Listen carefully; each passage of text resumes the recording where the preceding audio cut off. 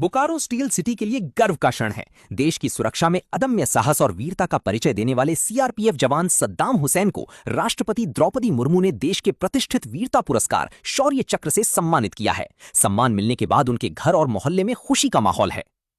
बोकारो के कैंप 2 निवासी मोहम्मद राशिद के पुत्र सद्दाम हुसैन ने जम्मू कश्मीर के बांदीपोरा जिले में आतंकवादियों के खिलाफ चलाए गए एक बेहद जोखिमपूर्ण अभियान में असाधारण बहादुरी दिखाई थी। 5 नवंबर 2024 को सुरक्षा एजेंसियों को 2 विदेशी आतंकवादियों के छिपे होने की सूचना मिली थी। इसके बाद सीआरपीएफ, असम राइफल्स और जम्मू कश्मीर पुलिस ने संयुक्त अभियान चलाया। मुठभेड़ के दौरान आतंकवादी एक मकान में छिपे हुए थे और उन तक पहुंचना बेहद चुनौतीपूर्ण था। ऐसे हालात में सद्दाम हुसैन ने अपनी जान की परवाह किए बिना आगे बढ़कर मात्र 25 मीटर की दूरी से अंडर बैरल ग्रेनेड लॉन्चर का सटीक प्रहार किया, जिससे एक आतंकवादी गंभीर रूप से घायल हो गया और बाद में मृत पाया गया। उनकी बहादुरी, कर्तव्यनिष्ठा और राष्ट्र सेवा के प्रति समर्पण के लिए उन्हें शौर्य चक्र से सम्मानित किया गया है। बोकारो स्टील सिटी के कैंप 2 निवासी सीआरपीएफ जवान सद्दाम हुसैन को जम्मू कश्मीर में आतंकवादियों के खिलाफ साहसिक अभियान में वीरता दिखाने के लिए राष्ट्रपति द्रौपदी मुर्मू ने शौर्य चक्र से सम्मानित किया है। उनके सम्मान से पूरे बोकारो में खुशी और गर्व का माहौल है। बहुत घबराहट तो होता है, लेकिन अच्छा भी लगता है कि देश का रक्षा कर रहे हैं। यही कहेंगे कि थोड़ा डर तो लगता है, लेकिन अच्छा भी लगता है कि देश की रक्षा और सेवा के लिए मेरे पति वहाँ पे है। दुआ करती हूँ, नमाज पढ़ती हूँ कि उनके लंबी उम्र के लिए ठीक ठाक रहे।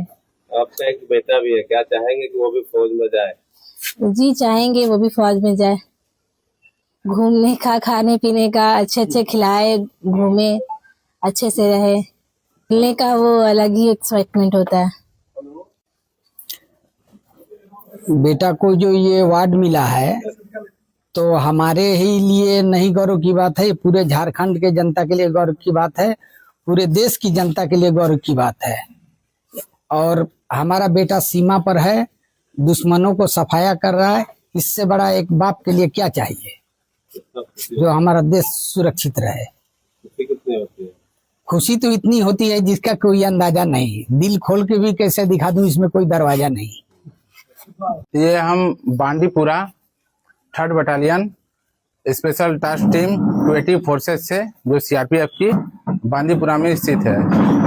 हमारे सीओ साहब श्री विमल पवार सर ने, उन्हें सूचना मिली कि फॉरेन के कुछ टेररिस्ट जो कि हमारे एरिया के अंदर घुस चुके थे, और उसी नुकसान से बचने के लिए जैसे हमें जानकारी मिली, हम अपने टीम के साथ वहां गए और जाने के बाद वो ऑपरेशन को सक्सेस किए और 25 मीटर की दूरी में ही आतंकवादी को मार के गिराए। कौन था वो आतंकवादी? वो आतंकवादी जो था वो बाहर का था, एफटी था, फॉरेन टेररिस्ट।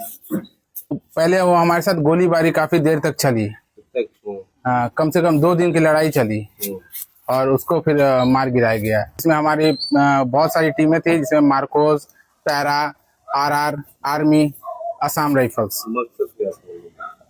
मकसद तो उनका नुकसान पहुंचाना होता है। वो बाहर के टेररिस्ट होते हैं जिन्हें हम आतंकवादी बोलते हैं।